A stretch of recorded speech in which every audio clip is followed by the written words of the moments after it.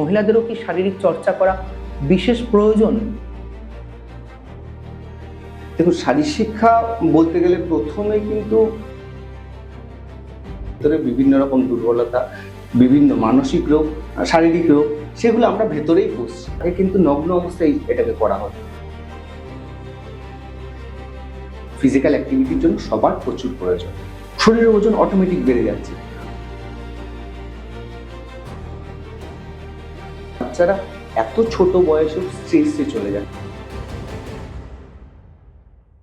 যে তারা বেশি পড়াশোনা থেকে তো মোবাইলের প্রতি আকৃষ্ট রয়েছেই, কিন্তু প্রচুর ঘাটতি। তাহলে আমরা আমাদের ভবিষ্যৎ প্রজন্মটাকে বাঁচাতে পারবো। কারণ আজকে যদি আমরা ফিজিক্যাল অ্যাক্টিভিটি না করি তাহলে কিন্তু আমরা ভবিষ্যৎ প্রজন্মটাকেই হারিয়ে ফেলবো। কোন বয়সে কি করানো উচিত সেটাই তো সে জানতে পারবে। আমাদের খাবার দাবার বিশেষ ভূমিকা পালন করে ডায়েটটা। জিমন্যাস্টিক কি উচ্চতা বাড়াতে কোনোভাবে সাহায্য করে? কিন্তু বাস্তবে কিন্তু শুধুমাত্র শরীর বলতে স্বাস্থ্যটাকে বোঝায়। ছোটবেলা থেকে এই ফিজিক্যালি অ্যাক্টিভিটি কেন অপরিহার্য যদি একটু বলেন? তো সেখানে ফিজিক্যাল অ্যাক্টিভিটিতে যোগাসন, কিছু কিছু যোগাসন আছে সেগুলো করে, এবং বিশেষ করে প্রাণায়াম।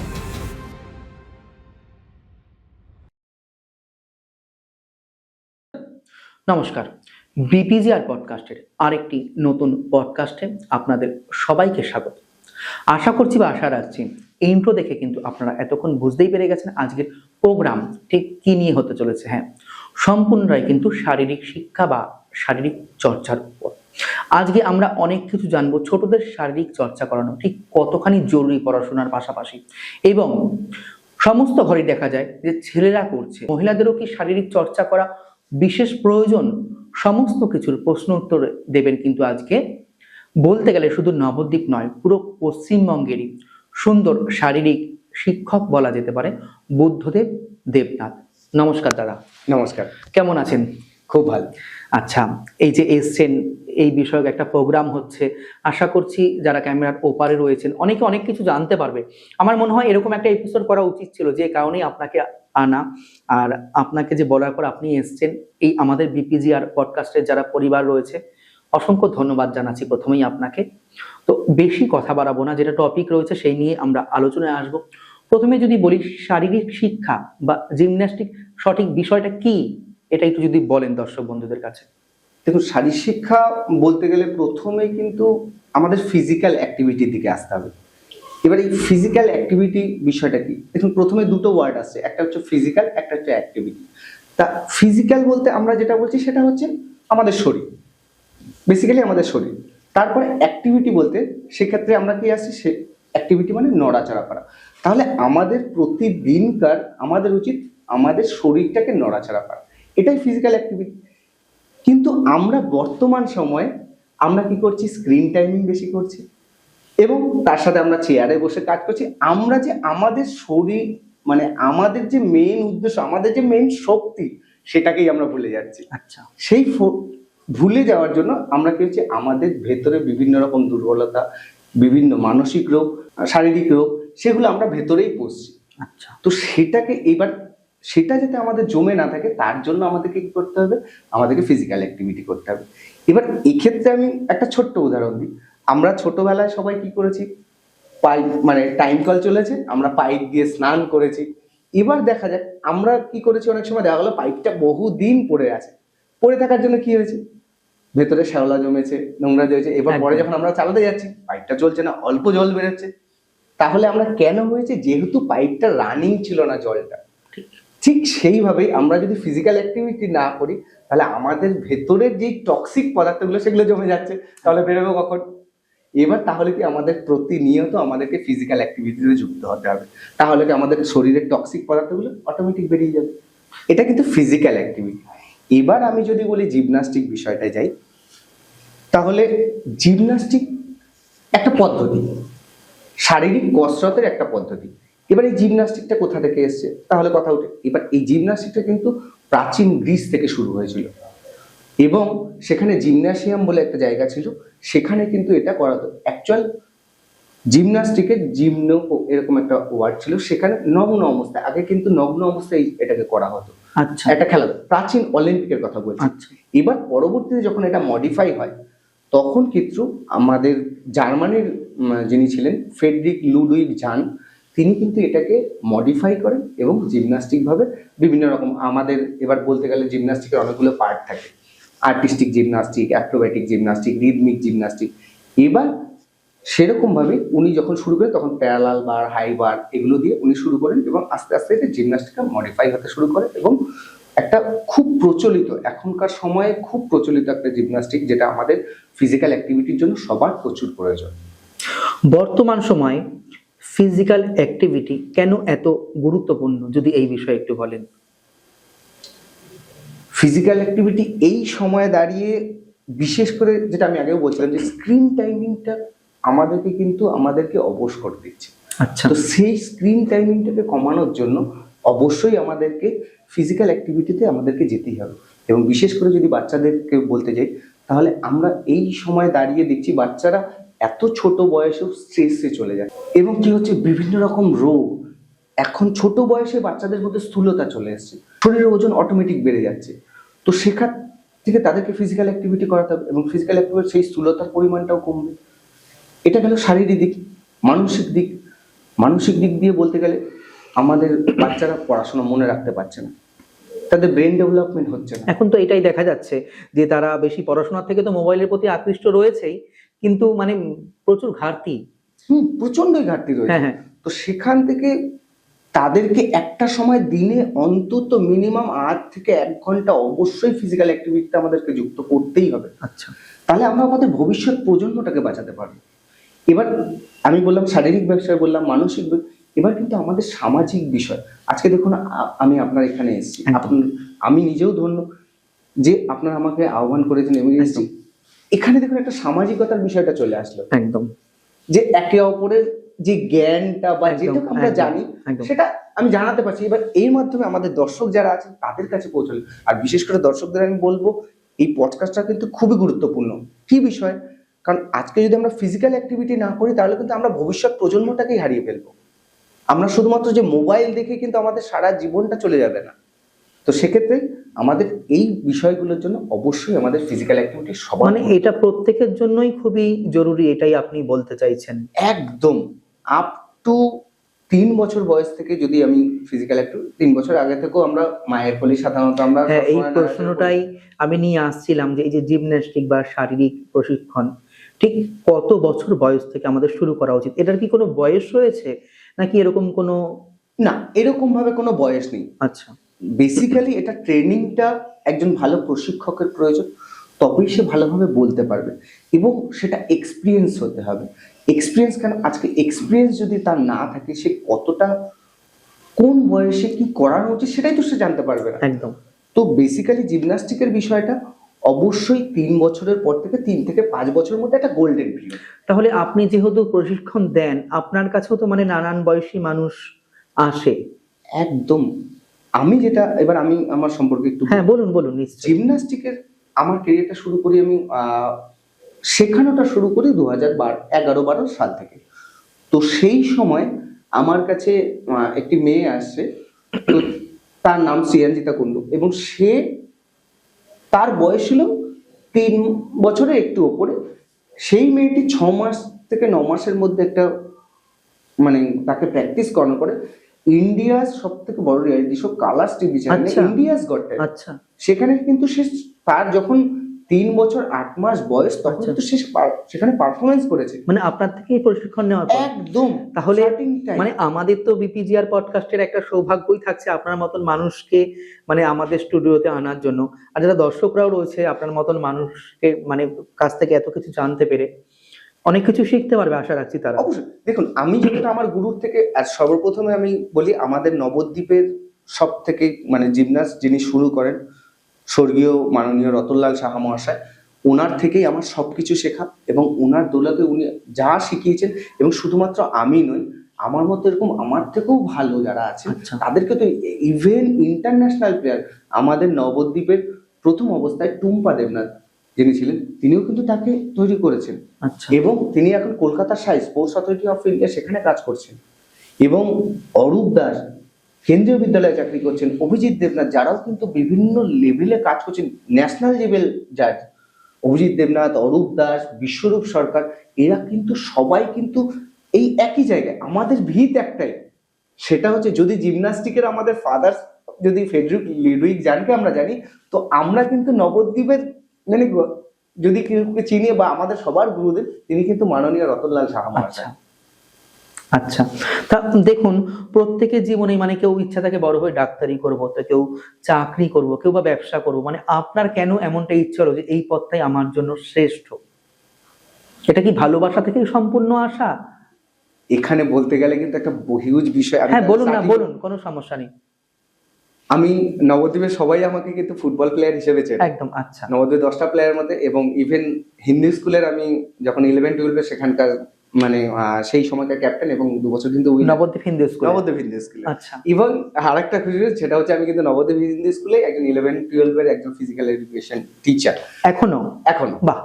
তো সেখান থেকে আমি এবার জিমন্যাস্টিকের শুরুটা কিন্তু একটু অন্যরকম ভাবে, প্রথম যখন আমার 4 বছর বা 1 বছর বয়স ছিল তখন আমি শুরু করেছিলাম, আচ্ছা। কিন্তু সেখানে আমি একটা কারণের জন্য বন্ধ হয়ে গেছিল। তো তখন আমি ফুটবল খেলা শুরু করি, এবং ফুটবল খেলতে খেলতে একটা সন্ধ্যাবেলায় আমার কি মনে হলো, আমি অনেকদিন জিমন্যাস্টিক করি না, সেই দিন রাতের বেলা আমি অটোমেটিক নিজে একা একা জাগলিং প্র্যাকটিস করছি, মাঠে কেউ নেই কিন্তু সন্ধ্যা হয়ে গেছে, কি মনে হলো অন্ধকার একটু জিমন্যাস্টিক প্র্যাকটিস করি। এটা হচ্ছে মেবি হয়তো ল অফ অ্যাট্রাকশন বলে আমরা কিছু যদি মানে থাকি সেরকম। তো আমি সেই সময়টা নিজে মন থেকে একদম জিমন্যাস্টিক করা শুরু করলাম। ঠিক পরের দিন সকালবেলাতেই আমাদের মাননীয় রতনলাল সাহা মহাশয়, ওখানকার যারা সিনিয়র ব্যক্তি থাকে, তারা বললেন, বুদ্ধ, একটা জিমন্যাস্টিকের ছেলে দরকার, একটা কম্পিটিশন খেলতে হবে, তো তুই কি সময় হবে? বললাম ঠিক আছে। আচ্ছা, মানে এই যে কানেকশনটা, সত্যি এটা আমার সব থেকে জীবনের সব থেকে বড় পাওনা, যে মানে হঠাৎ করেই এটা যে চাইলে পাওয়া যায়। তো সেখান থেকে আমার জিমন্যাস্টিকের আবার পরবর্তীটা শুরু হয়, এবং সেখানে প্রথম 2006 সালে আমি স্টেট কম্পিটিশন করি, সেখানে ফার্স্ট হই, এবং সেখান থেকে আমি ন্যাশনাল যাওয়ার মানে প্রস্তুতি তৈরি করি। এবং তারপরে সেখান থেকে যখন হয়ে যায়, তারপরে আমি ওখান থেকে কোনো একটা কারণবশত আমি আবার ওই আমার পুরোনো ওই যেখানে শেখা প্রশিক্ষণ শিবির ছিল সেখান থেকে বেরিয়ে যেতাম। তারপর থেকে আমি নিজে শুরু করি 2012 সাল থেকে। তো এইভাবে করে আমার জিমন্যাস্টিক জার্নি মোটামুটি মানে এইভাবে একটা ভালো লাগা, ভালোবাসার জায়গা। হ্যাঁ, এবার এখান থেকে আমি আরেকটু বলতে চাই। তো সেটা হচ্ছে যে শুধুমাত্র ওখান থেকে ভালো লাগাটা, এবার 2012 সালে আমি বিবিএড পাস করি। তো সেই সময় কি হয়েছে, এসএসসিটা বন্ধ হয়ে যায়। তো এসএসসি বন্ধ হওয়ার পর থেকে তখন আমার কি করা উচিত, তো সেখান থেকে ঠিক আছে আমি জিমন্যাস্টিক তো শিখি, এবার সেটাকে শেখানোর জন্য একটু শুরু করি। তো সেই শেখাতেই আজকে আর এখন কোনো রকম সরকারি জবের প্রতি অতটা ন্যাক। তো সেখান থেকে নিজের স্কুল করা, নিজের সেটা করা, সেখান থেকে। তাহলে আপনার স্কুল কি নবদ্বীপেই?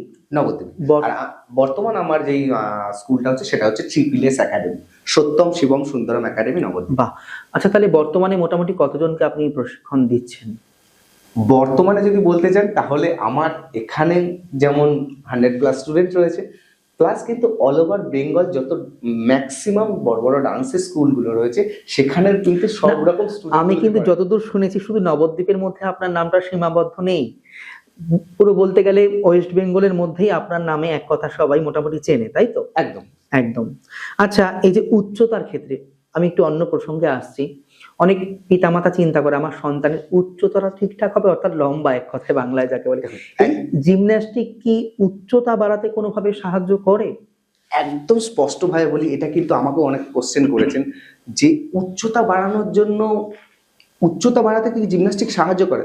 প্রথমে যেটা হচ্ছে একদমই নয়। আচ্ছা, হ্যাঁ, একটা মাধ্যম হিসেবে আমাদের সাপোর্ট করে। কিরকম, আজকে কিন্তু উচ্চতা যেটা হচ্ছে সেটা কিন্তু পুরোটাই জেনেটিক বিষয়। আচ্ছা, সেখানে কিন্তু আমরা কিছু এবার সাহায্য করতে পারি, আমাদের গ্রোথ হরমোনটাকে আমরা অ্যাক্টিভ করতে পারি, সেখান থেকে গ্রোথ হরমোন নিঃসরণ, তখন কিন্তু আমাদের হাইট বাড়ার সম্ভাবনা থাকে।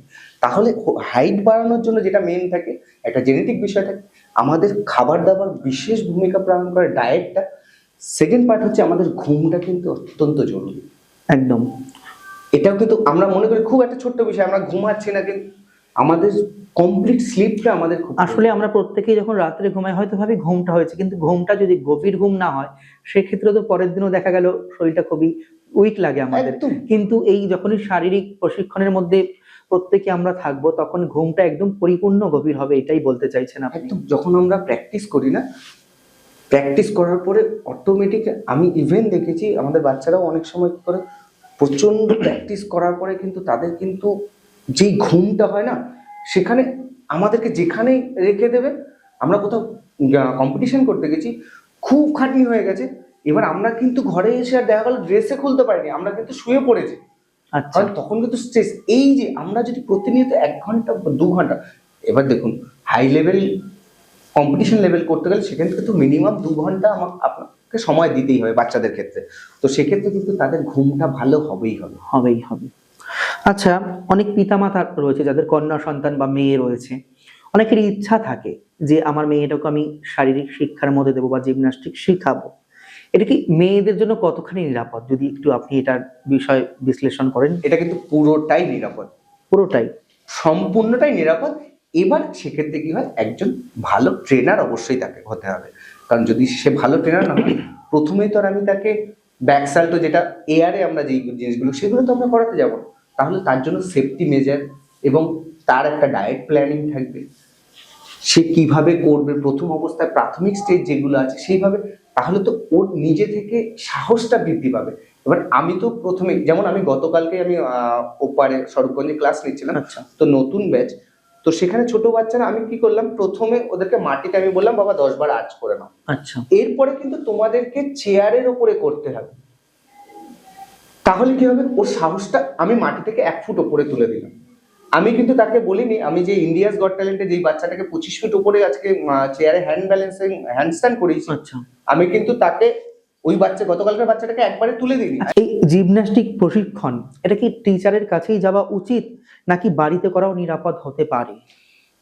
না, জিমন্যাস্টিক বিষয়টা কিন্তু অবশ্যই একজন টিচারের তত্ত্বাবধানেই করা উচিত। প্রথম অবস্থায় কেউ না জেনে, আজকে আমি ইউটিউব দেখে শিখলাম, সেক্ষেত্রে কিন্তু তার কিন্তু যে কোনো রকম চোটাঘাত আসতেই পারে। কারণ জিমন্যাস্টিক মেইনলি কতগুলো জিনিস বিষয় থাকে, সেটা হচ্ছে ফ্লেক্সিবিলিটি। এই ফ্লেক্সিবিলিটিতে অনেক বাচ্চার দেখা গেছে তাদের কিন্তু প্রবলেম তৈরি হয়েছে। প্রপার যদি ট্রেনার না থাকে, তাহলে কিন্তু তার মাসেলের উপর ডিপেন্ড, তার এমনকি বোনের উপরও এফেক্ট আসতে পারে। তো কতটা প্রেশার দিতে হবে সেই জিনিসটা কিন্তু তাকে জানতে হবে, তবেই সে ট্রেনিংটা দিতে পারবে। এবার যখন সে ট্রেনিংটা নিয়ে নিল, এবার স্যারের তত্ত্বাবধানে থেকে সে আস্তে আস্তে আস্তে আস্তে করে কতটা করতে হবে, কতটা সেট করতে হবে, কতবার রিপিটেশন করতে হবে, সেই জিনিসগুলো জেনে আস্তে আস্তে। এবার যেটা বললেন সেফটিটা অবশ্যই বাড়িতে করা যাবে, তার জন্য অবশ্যই সেফটি ম্যাট রাখতে হবে।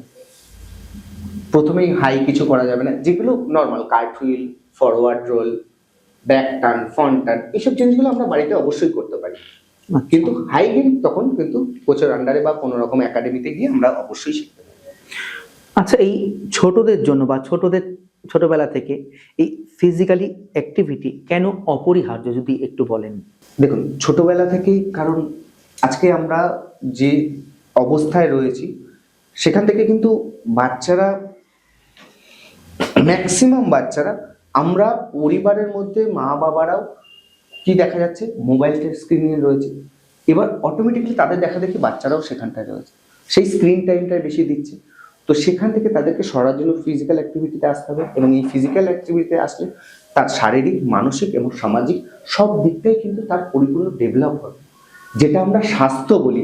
আজকে আমরা অনেকে মনে করি স্বাস্থ্য মানে, আপনি যদি আপনাকে আমি, আপনি হয়তো আমাকে কোশ্চেন করছেন, আমি একদম। একটা কথা বলছি, আপনি স্বাস্থ্য বলতে মানে স্বাস্থ্য বিষয়টাকে কি বলি? মানে স্বাস্থ্য বলতে যেরকম নর্মাল জীবন যাপন, খাবো দাবো ঘুমাবো, ব্যাস এইটুকুনি। সাধারণ মানুষ যেটা আর কি ভাবে, শরীরটাকে, হ্যাঁ, এটাকে। হ্যাঁ, হ্যাঁ। কিন্তু বাস্তবে কিন্তু শুধুমাত্র শরীর বলতে কিন্তু স্বাস্থ্যটাকে বোঝায় না। আচ্ছা, স্বাস্থ্য বলতে আমার শারীরিক, মানসিক এবং সামাজিক পরিপূর্ণতা, তিনটের একটা মেলবন্ধন থাকতে হবে, সেটাই তবে স্বাস্থ্য। কিন্তু আমার স্বাস্থ্যটাকে ঠিক আছে সেটা বলা যেতে পারে, নচেত কিন্তু নয়। নচেত এই জায়গাটা আমাদেরকে কিন্তু মাথায় রাখতে পারে। এইটা আসবেই কোথা থেকে? ফিজিক্যাল অ্যাক্টিভিটি বা জিমন্যাস্টিক বা যোগাসন বা যে কোনো রকম ফিজিক্যাল অ্যাক্টিভিটি আপনাদেরকে রাখতেই হবে। আচ্ছা, পরবর্তী প্রশ্ন রাখছি আপনার কাছে। এই জিমন্যাস্টিক কিভাবে শিশুদের শারীরিক এবং মানসিক বিকাশে সাহায্য করে, যদি একটু এটা বলেন? দেখুন, আজকে শারীরিক বিকাশের ক্ষেত্রে আমাদেরকে প্রতিনিয়ত কি করতে হয়, আমাদেরকে শরীরে কিছু হলেও তো আমাদের শরীরের স্ট্রেংথ প্রয়োজন হয়, পাওয়ার শক্তি যেটা প্রয়োজন হয়, সেটা আমাদের কোথা থেকে আসবে? আমরা যদি ফিজিক্যাল অ্যাক্টিভিটি করি তাহলে কিন্তু আমাদের মাসেল গ্রোথটা বাড়বে এবং আমাদের শক্তিটা বাড়বে, সেটার জন্য প্রয়োজন। তারপরে আমাদের নমনীয়তা, শরীরে যদি আমাদের নমনীয়তা, আজকে আমরা দেখা যাচ্ছে একটা বয়সে যাওয়ার পরে আমরা কিন্তু দুটো হাতকে কখনো পেছনে আটকাতে পারি না, না, এটা স্বাভাবিক, একদম ঠিক। বা যারা জিম করে দেখা যাচ্ছে তাদের মাসেল বেশি গ্রোথ হয়ে গেল, তো সেক্ষেত্রে হয় না। তো আমরা যদি প্রতিনিয়ত সেটা প্র্যাকটিস, তাহলে আমাদের শারীরিক দিকটাও ঠিক থাকবে। এবার যদি মানসিকতা, আমাদের মনটা ভালো থাকবে এবং নিজস্ব যেই সিদ্ধান্তটা নেওয়া, একটা তো বাচ্চা হলেও তারা নিজেদের ভালো ভালো থাকার জন্য নিজের কিছুটা সিদ্ধান্ত নেয়, একদম। সেই নিজস্ব সিদ্ধান্ত নেওয়ার ক্ষমতাটা তৈরি হয়। এবং বিশেষ করে আর একটা জিনিস, স্মৃতিশক্তি কিন্তু প্রচুরভাবে বৃদ্ধি পায়। তাহলে বলতে গেলে আমাদের যেরকম ছোটবেলা থেকেই প্রত্যেকটা বাচ্চার জন্য পড়াশোনা করাতেই হবে, তাহলে সেক্ষেত্রে কি আমি বলবো এই শারীরিক শিক্ষা এটাও কি মানে যদি বাধ্যতামূলক করা হতো তাহলে প্রত্যেকের ক্ষেত্রে যে যত রোগ ব্যাধি বা মানসিক সমস্যা সমস্ত অটোমেটিক চলে যেত, এরকম কোনো কিছু? দেখুন, এখানে আমি একটা, আপনি যেটা বললেন শারীরিক শিক্ষা, যেটা মেনলি সেটা হচ্ছে ফিজিক্যাল অ্যাক্টিভিটি। একদম। সেই ফিজিক্যাল অ্যাক্টিভিটিটা আমাদেরকে কিন্তু প্রতিনিয়ত করতেই হবে। প্রতিনিয়ত যদি আমরা করি তবেই কিন্তু এই, যেটা মেন হচ্ছে কনসিস্টেন্সি, আমাকে রেগুলার করতে হবে। একটা মানুষ, আর এখানে আমি দেখাতে পারছি না, আজকে যদি আমরা একটা ল্যাডার বা মই ধরি, আজকে মইয়ের কতগুলো ধাপ আছে, আজকে কনসিস্টেন্সি যদি মইয়ের ধাপগুলোকে আমি ধরি, আজকে আমি প্রথম দিন প্রথম ধাপটাই উঠলাম, আমি শুরু করলাম, আমার একটা মোটিভেশন চলে এসেছে, আমি শরীর শিক্ষা করবো, মানে ফিজিক্যাল অ্যাক্টিভিটি করবো, প্রথম দিন আমি করলাম। এবার দ্বিতীয় দিন, না আজকে ঘুমাবো আর ভাল লাগে না, আমি করলাম না, তাহলে আমি কি করলাম, দ্বিতীয় ধাপটাকে আমি সরে, সেই ধাপটাকে আমি ক্যান্সেল করে দিলাম। আবার তৃতীয় দিনে আমি করলাম না, তাহলে কি আমার এই যে গ্যাপটা বেড়ে গেল, তাহলে কিন্তু আমি কনসিস্টেন্সিটা রাখতে পারলাম না। একদম। যদি কনসিস্টেন্সি না, তাহলে তো আমার সেটা ব্রেক ডাউন হয়ে আমি আবার সেই পূর্বের জায়গায় চলে আসলাম। তাহলে আপনি বলতে চাইছেন যে যদি আমরা শুরু করি কেউ শারীরিক চর্চা, প্রথমে 1 মিনিট করে করে কিন্তু প্রতিদিন করার প্রয়োজন, মানে অভ্যাসটাকে আগে প্রয়োজন। অবশ্যই মিনিমাম 5 মিনিট থেকে শুরু করতে হবে। এবার সেটাকে কিন্তু রোজ সেই অ্যাক্টিভিটিটা, এবার আস্তে আস্তে ধাপে ধাপে সেটাকে যদি বাড়াতে হবে, তবে গিয়ে কিন্তু সেই কনসিস্টেন্সিটা আসবে, তবে গিয়ে সেটার কিন্তু একটা যেটা ফায়দা আমরা বলি বাংলা বেশি, সেই ফায়দাটা কিন্তু আমাদের পাবে, আমাদের শারীরিক মানসিক সব দিকটাই ইম্প্যাক্ট করবে তার উপরে। বর্তমান সময়ে দেখছি অনেকেরই মাইগ্রেন সমস্যা বা অনেকেরই পেটের অসুখ, এটা তো কমন বিষয়, মানে ঘরে ঘরে হয়ে গেছে। তো সেক্ষেত্রেও এই শারীরিক শিক্ষা বা এই যে জিমন্যাস্টিক কি মানে এর পেছনে একটা কাজ করে যদি কেউ এই শারীরিক চর্চার মধ্যে থাকে? অবশ্যই যদি শারীরিক, এখানে একটুখানি যেহেতু আপনি মাইগ্রেন বিষয়টা বেশি, একদম একদম। তো সেক্ষেত্রে কিন্তু অনেকে সাইনাস মাইগ্রেন জাতীয় সমস্যা আজকাল ঘরে ঘরে, বা পেটের সমস্যা তো আমরা ঘরে ঘরে। এবার দেখুন, আমরা কি হচ্ছে, আমাদের যখন প্রবলেমটা তৈরি হচ্ছে তারপরে আমরা ফিজিক্যাল অ্যাক্টিভিটি শুরু একদম করছি। ঠিক। কিন্তু আমরা যদি, আমি যে বয়সটা বললাম 3 থেকে 5 বছরটা পিরিয়ড, সেই বয়সটা যদি আমরা বাচ্চাদের প্রথম থেকে ছোট ছোট করে ফিজিক্যাল, তাহলে তার তো প্রথম থেকেই আমাদের অ্যাক্টিভিটি শুরু হলো, আমাদের শারীরিক অবস্থা ঠিক থাকলো, তাহলে তো আমার ওই মাইগ্রেনের জায়গাটাতেই আসবে না। এবার এই মাইগ্রেন যখন হয়ে যায়, তো মাইগ্রেনের একটা অনেক রকম ভাবে তৈরি হয়, তো সেখান থেকে একটা শ্বাস প্রশ্বাসের, সেক্ষেত্রে আমি বলবো যোগাসনের বিষয়টার উপরে, সেটাও কিন্তু একটা ফিজিক্যাল অ্যাক্টিভিটির মধ্যে পড়ছে। তো সেখানে ফিজিক্যাল অ্যাক্টিভিটিতে যোগাসন, কিছু কিছু যোগাসন আছে সেগুলো করে, এবং বিশেষ করে প্রাণায়াম, যেমন আপনি যদি অনুলোম বিলোম বলেন, আচ্ছা, সেগুলো করা যেতে পারে। তারপরে ভ্রামরী প্রাণায়াম, যেটা কিন্তু আমাদের খুবই প্রয়োজন। এবার ভ্রামরী প্রাণায়াম যদি আমি বলতে চাই, সেক্ষেত্রে আমি একটা যদি বলে, আমি একটা উদাহরণ দিয়ে দিচ্ছি। ভ্রামরী প্রাণায়াম কোনটা? ভ্রামরী প্রাণায়াম আমরা নর্মালি সোজা হয়ে বসবো, সেটা আমি নর্মাল সিদ্ধাসনে বসতে পারি, পদ্মাসনে বসতে পারি। বসে নর্মালি আমরা কি করবো, হাতটাকে রাখবো, চোখের ওপরে রাখবো, এবং জাস্ট কানটাকে বুড়ো আঙুল দিয়ে বন্ধ করব। চোখের ওপরে রাখার পরে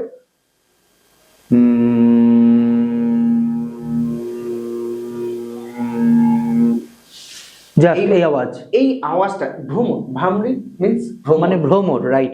ভ্রমর যেরকম আওয়াজটা করে, সেই আওয়াজটা কিন্তু এটা কিন্তু কোনো ডিউরেশন নেই যে আমি মানে এত সময় করবো, 1 মিনিট করবো। এটা আপনার যতক্ষণ ভালো লাগবে ততক্ষণ আপনি কিন্তু করতে পারেন, এর কিন্তু কোনো ডিউরেশন। আপনি শ্বাস নেবেন। তাহলে এইটাতে, এই ক্ষেত্রে এই যে আপনি প্রাণায়ামটা দেখালেন, এই ক্ষেত্রে ঠিক শারীরিক কোন কোন বিষয় মানে উপকার পেতে পারে যদি মানুষ করে?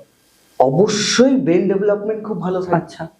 মানসিক অবস্থাটা তার প্রচন্ড ভালো হবে। মানে কেউ যদি চঞ্চল হয় দেখা গেল, সেক্ষেত্রে কি মানসিক স্থিরতাও আসবে তার মধ্যে? অবশ্যই অবশ্যই। ভ্রামরী প্রাণায়াম, আমাদের যে ব্রেনের মধ্যে ডেল্টা, থিটা, গামা এবং বিভিন্ন জিনিসগুলো থাকে, সেগুলো কিন্তু অ্যাক্টিভ করছে এরা। তার ফলে কিন্তু আমাদের ব্রেন ডেভেলপ, যেটা আমাদের প্রথম এখানে যেটা থাকে থিটার যেটা থাকে, একদম তো সেই তৃতীয় চক্ষু বাংলায় বলতে গেলে। হ্যাঁ, সেই জায়গাটা কিন্তু ডেভেলপ করছে, আচ্ছা যেটা মানে সত্যি খুবই খুবই কাজের। আমি প্রতিনিয়ত এখন করছি, তো সত্যি করছি, এবং সেটা অনেক আচ্ছা, কাজের। আজকাল তো আরও দেখছি আমরা যে অনেকে এনার্জি লস হয়ে পড়ছে, কোনো কাজ করছি করবো, অনেকে আছে এরকম হয়ে পড়ছে, সেক্ষেত্রে কোন প্রাণায়ামটা করলে উপযোগী এর জন্য যদি বলেন? দেখুন, এক্ষেত্রে কিন্তু মানে প্রচন্ড চঞ্চল বা স্থিরতা নেই। সবার আগে একটা আমি কথা বলি, যেটা আমি সেটা হচ্ছে মুভার্স বলে একটা ওয়ার্ড। মুভার্স বলতে, মুভার্স এম, অর্থাৎ মেডিটেশন। আমাদের কিন্তু ডিসিপ্লিন ওয়াইজ মেডিটেশন, সকালবেলা আমরা উঠলাম, ওঠার পরে আমরা জাস্ট 10 মিনিট চোখ বন্ধ করে উইদাউট কোনো চিন্তা, যেই থটটা আসবে সেটাকে আসতে দিন, সেটাকে আপনি ওর থটটার ভিতরে ঢুকে যাবে না, জাস্ট সেটা আসবে, তার উপরে আপনি বাইরের একজন হিসেবে সেই থটটাকে দেখুন। প্রতিদিন মেডিটেশনটা করুন। তারপরে ও ফর অক্সিজেনেশন। অক্সিজেনেশন মানে হচ্ছে প্রাণায়াম, একদম মানে অক্সিজেন যেটা আমরা ইনহেল এক্সহেল, এটার উপরে pranayama. V for visualization. V মানে আমি কোন জিনিসটাকে দেখছি, আমি যেটা আজকে কিন্তু আমি যখন এখানে এসেছি, আমি কিন্তু কালকে রাতে ভেবে নিয়েছি যে আমার ওখানে গিয়ে এটা এটা হতে পারে, এই জিনিসটা আমি কিন্তু অটোমেটিক আমি এখানে বসবো, এখানে এইভাবে বলবো, এটা কিন্তু আমাকে কিন্তু আগে থেকে প্রিয়রি, এইটা হচ্ছে ভিজুয়ালাইজেশন। একদম এইটাকে যদি, তারপর এক্সিকিউশন, আমি কিভাবে বলবো সেই জায়গাটাকে আমাকে ঠিক রাখতে হবে। একদম ঠিক। তারপরে আর ফর রিড, প্রতিদিন একটা রিড, কিছু না কিছু বই পড়া, অন্তত 10 মিনিট 10 পাতার একটা পেজ পড়া। এই যে ডিসিপ্লিনটা যদি আমরা মেনে করি, আমরা কিন্তু সব শান্তি অটোমেটিক আমাদের শরীরে মানে আমাদের জীবনের মধ্যে নেমে আসবে, যেটাতে আর এটা আমি দীর্ঘ মানে অনেকদিন আগে থেকে, এখন আবার 3 মাস থেকে কিন্তু কন্টিনিউ আমার এই প্রসেসটা চলছে, যেটা আমি সবাইকে বলবো অবশ্যই, আমি যেইটা বললাম সেটা অবশ্যই সবাই করবে, তাহলে কিন্তু আপনাদের কি চেঞ্জ হবে সেটা আপনারা নিজেরাও বুঝতে পারবেন না। তো দর্শকরা, এতক্ষণ তো বুদ্ধদেব দেবনাথ দাদার থেকে অনেক কিছু জানতে পারলাম। এবার টপিকটা একটু একটু আমি চেঞ্জ করছি। আচ্ছা দাদা, এই যে মোবাইল বা স্ক্রিন টাইম কিভাবে শিশুদের বর্তমান প্রজন্মের শারীরিক ক্ষতি করে ফেলছে, যদি এইটা একটু আলোচনা করেন। আজকে দেখুন, প্রথম অবস্থায় কি হচ্ছে, বাচ্চারা মানে অত্যন্ত মোবাইলের দিকে ঝুঁকে যাচ্ছে, তো তার জন্য কি হচ্ছে, তারা কোনো রকম ফিজিক্যাল অ্যাক্টিভিটির দিকে ইনভলভ হচ্ছে না। এই ইনভলভ না হওয়ার জন্য তাদের ভেতরে বিভিন্ন রোগ বেড়ে যাচ্ছে, ইভেন রোগ প্রতিরোধ ক্ষমতা, যেটা আমাদের ইমিউনিটি পাওয়ার, সেটাও কমে আসছে, এবং চিন্তাধারার ক্ষমতাটা কমে আসছে। যে আমরা তো ওই একটা স্ক্রিনের ওপরেই বেশি সময়টা দিয়ে দিচ্ছি, তো আমরা নাড়াচাড়া যদি শরীরটা না করি, তাহলে আমাদের মধ্যে যে রক্ত সঞ্চালন, ব্লাড সার্কুলেশনটা বলুন, আমাদের হার্টটাকে তো ঠিক রাখতে হবে, তবে না আমরা বেশি দিন বাঁচতে পারবো।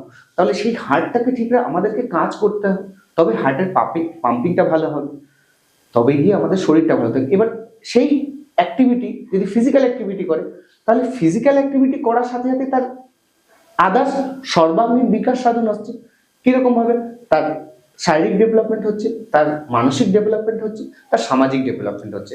আজকে বাচ্চারা কিন্তু দেখবেন যে মোবাইল স্ক্রিন ব্যবহার করার জন্য কারোর সাথে কারো সম্পর্কটা কিন্তু কথা বলছে না। আজকে আমরা 90s এর ছেলে মেয়েরা কি করেছি, মাঠে গেছি, আমি বলতে যাচ্ছিলাম কথাটা, খেলতে গেছি, সেখানে কিন্তু আমাদের ভাব আদান প্রদান মানে আমাদের যে ছোটবেলাটা কেটেছে সেটা একটা আলাদা মধুরতা ছিল, কিন্তু এখন বর্তমান প্রজন্ম কিন্তু আমিও দেখতে পাচ্ছি না এটা।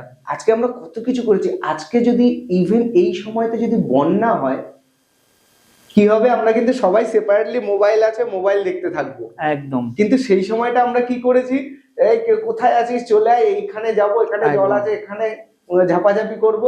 আমাদের কি মানসিক ভাবের আদান মানে কিন্তু প্রচন্ড হয়েছে। আমার মনে আছে যখন নবদ্বীপে বন্যা হয়েছে, কম করে যখন আমরা নেমেছি মানে বন্যার জলে স্নান করতে, 1 থেকে 1.5 ঘন্টা আমরা স্নান করেই গেছি, কিন্তু সেইটা এখনকার বাচ্চাদের মধ্যে সেই উদ্যোগটাই আমি পাই না।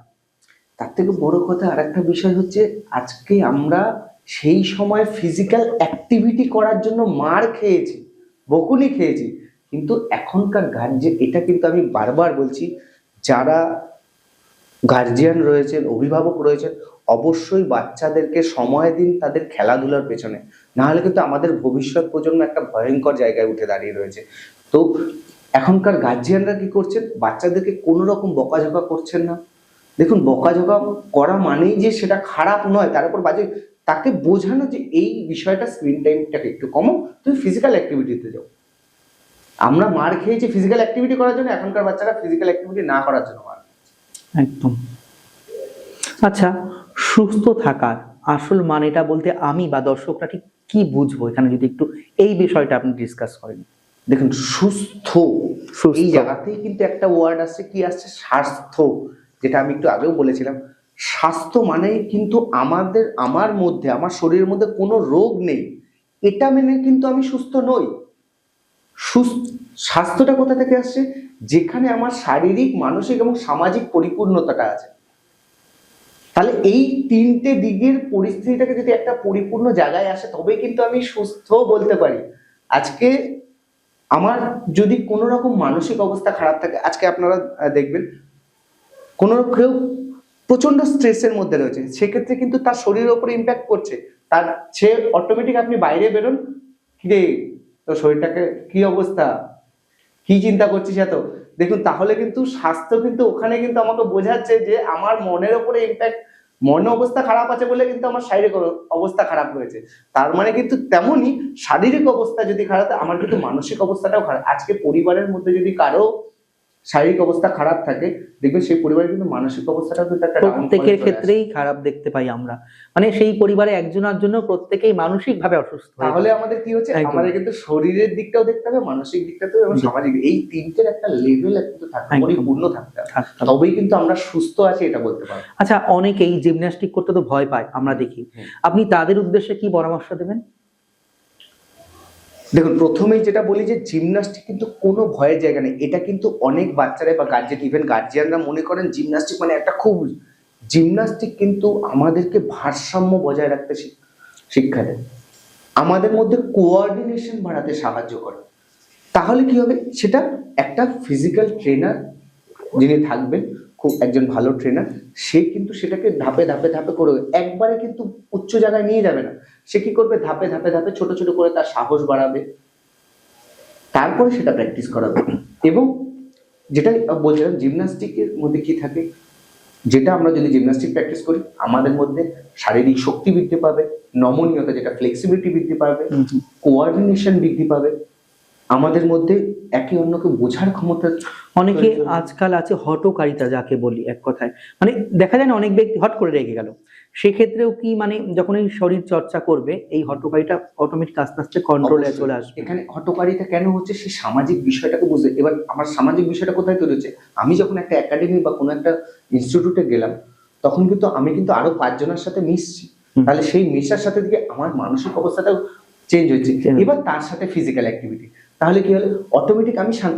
এবার যখনই আমি, এবার একটা ভালো কথা বলছি, ফিজিক্যাল অ্যাক্টিভিটি যখনই করছি, আমার শ্বাস প্রশ্বাসটা নিয়ন্ত্রিত হচ্ছে, আর আমার এই শ্বাস প্রশ্বাস কার সাথে কানেক্টেড রয়েছে, মাইন্ডের সাথে কানেক্টেড রয়েছে। তাহলে এই কানেকশনটা যখনই ঠিক আছে, তাহলে তো আমি বুঝতে শিখবো, আমি অটোমেটিক, আমি আজকে দেখবেন কোন প্রাণী সব থেকে বেশি বাঁচে, মানে ম্যাক্সিমাম কচ্ছপ, কচ্ছপ, হাতি, হাতি, ঠিক। কিন্তু কুকুর কত বছর বাঁচে, 20 বছর। একদম। কেন, ও এত তাড়াহুড়ো করে, ওর শ্বাস প্রশ্বাস এত বেশি, সেই জায়গাটায় সে একটা, কিন্তু কচ্ছপ অত্যন্ত শ্বাসটাকে নিয়ন্ত্রণ রাখে। হাতি তার শরীর ভালো, কিন্তু সে শ্বাস প্রশ্বাসটা নিয়ন্ত্রণ, তার জন্য কিন্তু সে বেশি দিন বাঁচছে।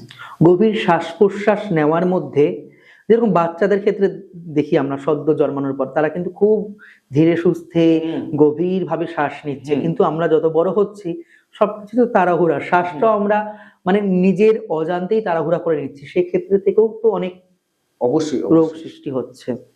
আচ্ছা, সময় তো প্রায় হয়ে এসছে, আর 2-1টা প্রশ্ন আপনার কাছে রাখছি আমি, আমার পরবর্তী জানার, এই যে আপনার যে মানে জিমন্যাস্টিক জার্নি সম্পর্কে যদি একটু সংক্ষেপে বলেন আমাদের দর্শকদের। দেখুন, জিমন্যাস্টিক জার্নি প্রথম বললাম 2003-4 সাল থেকে, মানে 3 না, প্রায় 2000 সাল থেকে শুরু করি, তারপরে 3-4 সাল পর্যন্ত করি, 2003-4, তারপরে অফ হয়ে যায়, তারপরে কিন্তু আবার আমি 2006 থেকে শুরু করি, এবং সেখানে প্রথম আমার স্টেট কম্পিটিশন, সেখানে পজিশন পাও, তারপর থেকে আস্তে আস্তে করে আমি গ্রো করতে থাকি এবং ন্যাশনাল লেভেলে সেখানে আমার 2বার গোল্ড ছিল আচ্ছা। এবং সিলভারও ছিল। এবং তারপরে আমি কিছু রিয়ালিটি শো করি, যেমন সব থেকে বড় reality show India's goat talent show করি এবং কেরালার বিভিন্ন শো করি, ইভেন জি বাংলাতে যেটা আমরা ডান্স বাংলা ডান্স সবাই দেখে, তো সেখানেও কিন্তু এবছর যারা রাজু রিজু রয়েছে তাদেরও কিন্তু কিছুটা জিমন্যাস্টিক পার্ট আমি দেখিয়েছি, সেখানেও ছিলাম। তারপরে আরো চ্যানেলগুলোতে কাজ করেছি। ইভেন এবছর এশিয়ান চ্যাম্পিয়নশিপ ছিল আমাদের ইন্ডিয়াতেই 2025 সালে, তো সেখানেও কিন্তু আমরা চান্স পেয়েছিলাম, আমার স্টুডেন্টরাও চান্স পেয়েছিল। কিন্তু কি হয়েছিল, আমার যে মিডিল ম্যান ছিল, তিনটে মেয়ে ছিল, তাদের মধ্যে মিডিল ম্যান যে ছিল তার পায়ে উপর থেকে পড়ে চোট লেগে যায়, তো সেখানে আমরা যেতে পারিনি। আচ্ছা। এই অ্যাচিভমেন্টটা আমরা মিস করে গেছি। তো দেখুন, এখানেই তো শেষ নয়, এটা হয়তো আরো বড় না, কিছু অবশ্যই। হওয়ার জন্য সেই কারণ জায়গাটাকে কথায় আমরা একটা জিনিস জানি যে ঈশ্বর যা করেন সর্বত্র একদম মঙ্গল, একদম ঈশ্বর যা করে যা করেন সর্বত্রই মঙ্গল। আচ্ছা, আমি লাস্ট প্রশ্নে আসছি, এই ফিজিক্যাল অ্যাক্টিভিটি নিয়ে আপনার শেষ মেসেজ আপনি কি দেবেন দর্শকদের উদ্দেশ্যে? দেখুন, এটা একটা ভাইটাল কোশ্চেন, বা বলতে পারেন আপনাদের জন্য, যারা অভিভাবক রয়েছেন তাদের জন্য, যারা স্টুডেন্ট রয়েছে তাদের জন্য। এবং সত্যি বলতে বলতে ফিজিক্যাল অ্যাক্টিভিটিটা আমাদের সবারকেই করতে হবে। এবং যেটা আমি বললাম, সবার প্রথম মেসেজ এটাই, অবশ্যই বাচ্চাদের ফিজিক্যাল অ্যাক্টিভিটিতে যুক্ত করুন। ফিজিক্যাল অ্যাক্টিভিটি মানে আমাদের শারীরিক, মানসিক, সামাজিক সব, এবং বলতে পারেন আধ্যাত্মিক দিকটাও কিন্তু আমাদেরকে একটা জায়গায় নিয়ে আসে। আমি যত স্টেবল হবো তত আমি নিজেকে জানতে পারবো এবং ঈশ্বরের প্রতি আমি সেই ধ্যানটা দিতে পারবো। তো সেখান থেকে ফিজিক্যাল অ্যাক্টিভিটি অবশ্যই করতে হবে। এবং এর জন্য আমরা যদি নিজেরা মনে করি যে আমরা টাইম বের করব, তবেই কিন্তু পসিবল, কোনো ইম্পসিবল কিছু নয়। সবাইকে বলবো মিনিমাম 6টা থেকে 7টার মধ্যে ঘুম থেকে উঠুন এবং ওঠার পরে 5 থেকে 10 মিনিট আপনি যে মেডিটেশন, জাস্ট নর্মালি চোখ বন্ধ করে বসে থাকুন।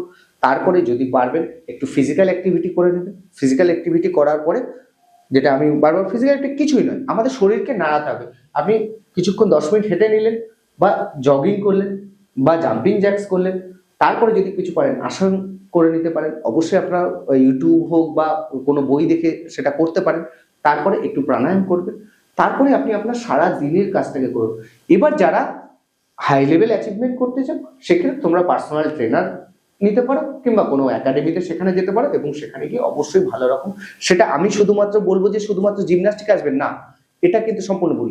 ফিজিক্যাল অ্যাক্টিভিটি মানে টোটাল শরীরটাকে, সেটা আপনি নাচ হতে পারে, কারাটে হতে পারে, যোগা হতে পারে, জিমন্যাস্টিক হতে পারে, ফুটবল হতে পারে, ফুটবল বলতে গেলে ফুটবল আমি নিজেও খুব পছন্দ করি, ক্রিকেট হতে পারে, রানিং ইভেন্ট হতে পারে, যে কোনো রকম একটা ইভেন্টে অবশ্যই বাচ্চাদেরকে, আমি বারবার আপনাদেরকে বলছি যে অবশ্যই ফিজিক্যাল অ্যাক্টিভিটি করার, যেটা আমাদের ভবিষ্যৎ প্রজন্মটাকে বাঁচাবে। এটার কথা মাথায় রেখে অবশ্যই সবাই ফিজিক্যাল অ্যাক্টিভিটিতে আসুন। এটা মানে আমি নিজে থেকে বলছি, কারণ আমি আমার এই লাইফটাকে ফিজিক্যাল অ্যাক্টিভিটি বাচ্চাদের। আর একটা বিষয় আমি বলতে চাই আপনাদের চ্যানেলের থ্রুতে, আমার নিজস্ব একটা প্রজেক্ট আছে, যেটা হচ্ছে ফিজিক্যাল অ্যাক্টিভিটি মেলা। আচ্ছা। সেই ফিজিক্যাল অ্যাক্টিভিটি মেলাটা আমি উইদাউট ফ্রি অফ কস্ট করাবো, যেটা প্রতি শনিবার অল ওভার বেঙ্গলে কোথাও না কোথাও হবে একটা মেলা, কোনো একটা মানে পার্টিকুলার পুরো পশ্চিমবঙ্গের মধ্যেই কোথাও না পশ্চিমবঙ্গের কোথাও, মধ্যে, আচ্ছা। না প্রতিটা পশ্চিমবঙ্গের অল ওভার, আমার ইচ্ছে আছে সব জায়গায়। কারণ আমরা আজকে বাইরে বেরোচ্ছি না, কিন্তু আমি প্রচারের মাধ্যমে এসে একদম। সেই জায়গাটা, যাতে সেখানটা এসে বাচ্চারা খেলতে পারে, একদম। সেখানে এসে বাচ্চারা খেলবে উইদাউট কস্ট, কিছু নয়, শুধুমাত্র আমার এটা ইচ্ছে, আমি যেহেতু বেঁচে আছি, আমারও উচিত সমাজের প্রতি কিছু কর্তব্য। সেই সমাজের কর্তব্য থেকে বাচ্চারা, আজকে আমরা একাডেমিতে গেলে অনেক রকম চার্জেস বিষয়তে, কিন্তু ওখানে কোনো রকম চার্জেস থাকবে না। আচ্ছা বুদ্ধদেব বাবু, একটা মধ্যখানে কথা বলি আমি, তো আপনার কাছে যদি কেউ মানে প্রশিক্ষণ নিতে চায়, মানে আমরা তো স্ক্রিনে নাম্বার দিয়ে দিচ্ছি, সেখানে তো যোগাযোগ করতেই পারে সরাসরি কল? অবশ্যই অবশ্যই। আচ্ছা, ঠিক আছে। তো অনেকখানি সময় আমরা পেরোলাম, মোটামুটি 40 মিনিট কি করে কেটে গেল বুঝতে পারছি না নিজেও। যাই হোক, অসংখ্য ধন্যবাদ জানাচ্ছি প্রথমে আপনাকে, এতখানি আপনার মূল্যবান সময় মানে আমাদের এই স্টুডিও বা এই পরিবারকে দেওয়ার জন্য। আর প্রত্যেক দর্শকদের উদ্দেশ্যে বলছি, আজ তো একটা একদমই ভিন্ন স্বাদের পডকাস্ট নিয়ে আমরা হাজির হলাম। আপনারা ঠিক পরবর্তী কিরকম পডকাস্ট দেখতে চান অবশ্যই কমেন্ট বক্সে জানাতে পারেন। আমরা চেষ্টা করব আমাদের ক্ষমতা মতন সেরকম ধরনের সেই টপিকের উপর পডকাস্ট করার। আর বলে রাখি, যারা ফেসবুক পেজ থেকে দেখছেন অবশ্যই একটি লাইক দিয়ে ফলো করতেই পারেন নানান ধরনের পডকাস্ট দেখার জন্য, এবং যারা ইউটিউব চ্যানেল থেকে দেখছেন অবশ্যই কিন্তু সাবস্ক্রাইব করে রাখবেন। আর পুরনো বন্ধুদের উদ্দেশ্যে বলবো অবশ্যই কিন্তু প্রচুর লাইক এবং প্রচুর শেয়ার করতে হবে, কারণ বিপিজিআর পডকাস্ট আজ ধীরে ধীরে টুকটুক করে আমরা এগিয়ে নিয়ে যাচ্ছি একমাত্র তোমাদের ভালোবাসার জন্য। যাই হোক, আশা রাখবো বুদ্ধদেব বাবু আপনিও কিন্তু পরবর্তীতে আমাদের স্টুডিওতে আসবেন। আজকের মতন কিন্তু অনুষ্ঠান আমরা এইখানেই শেষ করছি। অশেষ অশেষ ধন্যবাদ আপনাদের।